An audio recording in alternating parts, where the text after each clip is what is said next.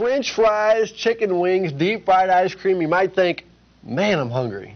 I am thinking that, actually. You might also be thinking, it sounds like stuff that's just not on my diet plan. That's true. Well, they could help your wallet, though. Jessica Williams joins us now with more on why. Well, because we all know how expensive gas can be, and thanks to one Springfield man's invention, you might be able to use this bottle of vegetable oil as fuel. 10 years ago, Charles Anderson was a land surveyor and Japanese interpreter, but it always bothered him how much money he had to spend on gas. I'm inherently cheap. So he went into his garage and decided to do something about it. I had no thought that I was going to be, an alternative fuels guru that went all over the world converting vehicles to run on French fry grease. 10 years later, Anderson is starting to get international attention. Europe, Africa, Japan, Korea, you name it. With some help from his 11-year-old son, Anderson converts diesel cars to also run on vegetable oil, like the kind you find in the grocery store or at your favorite restaurant. Arby's, we go there a lot. Andrew's what you might call the grease man. His job, finding out which restaurants have the best vegetable oil for cars.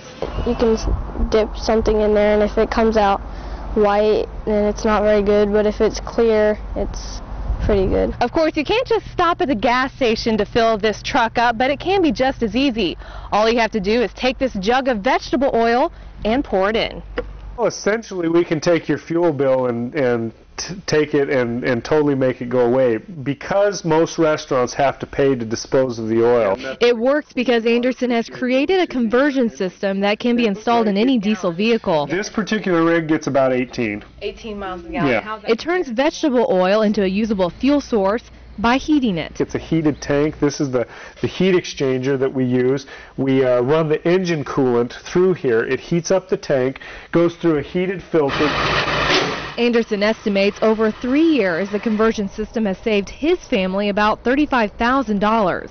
And as for the environmental impact, my big excursion is cleaner than a Toyota hybrid. Not a bad use for French fry grease. Yeah, so generally Anderson charges about $3,000 or $4,000 to convert a car or truck to run on vegetable oil or diesel. But if it's a larger vehicle like a semi-truck, then it might cost a little bit more. Now, he also does more than just cars and trucks, so actually while we were there, he had a boat that he was getting ready to convert as well. So it was a huge yacht that he's going to turn into. Boats get run on vegetable oil. Gas mileage. I can completely understand that. So does Anderson have many local customers? He doesn't have a lot of local customers, but he does have a few, and one of them is actually the local Budweiser distributing company owned by Will Fisher. That company actually has used his business, and they've converted 4 of their semi-trucks to run on vegetable oil.